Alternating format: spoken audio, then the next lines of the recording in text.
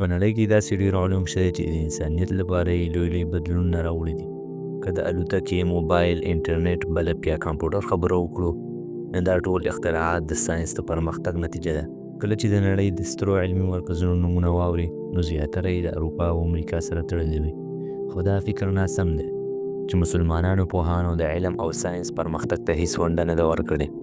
که موږ تاریخ ته وګورو، نو ډېر داسې مسلمانان پوهان موندلی شو چې نړۍ ته یې د علم ستر ویاړونه ډالۍ کړي دي، چې د هغې علمي لاسته راوړنې به د تل لپاره په یاد پاتې وي.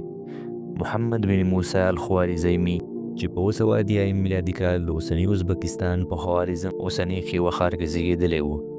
نوموړی د عباسي خلافت د واکمنۍ پر مهال ژوند کوه، کوم چې د علم او پوهې د ودې زرین عصر و.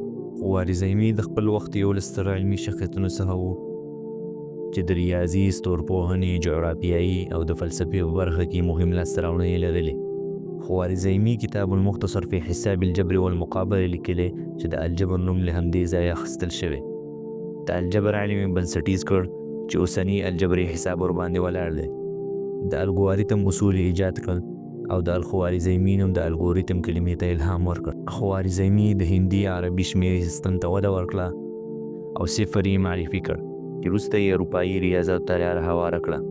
د ریاضي او حساب په برخه کې یو کتاب ولیکو چې وروسته اروپایانو ته وژباړل شو او د شمیرو په پرمختګ کې هم مهم رول ولوباوه. د جغرافیه په برخه کې هم ډېر کار کړی و، چې یو کتاب یې د سورة الارض ولیکو چې د بطلیموس له جغرافیه سره ورته و، خو ډېر اصطلاحات پکې راوستل شو.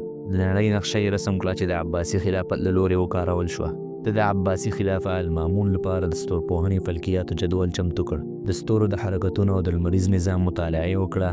د کارونو له امله علمي پوهه د اروپا د رنسانس پر مهال ډېره پراخه شوه. د ساینس او میتودولوژۍ ته هم بنسټونه کېښودل. محمد بن موسی الخوارزمي په 850 میلادي کال د عباسي خلافت په بغداد ښار کې وفات شو. د الخوارزمي کارونو د ریاضي، ساینس او انجینرۍ په پرمختګ کې ژور اثر وکړ. د کتاب له عربي څخه لاتیني ته وژباړل شول او د اروپا د علمي پرمختګ لپاره بنسټ شو. محمد بن موسی الخوارزمي د اسلامي او نړیوال علم یو ستوری و چې د ریاضي، ستورپوهنې او جغرافیې په برخه کې تلپاتې اغېزې پرېښودې.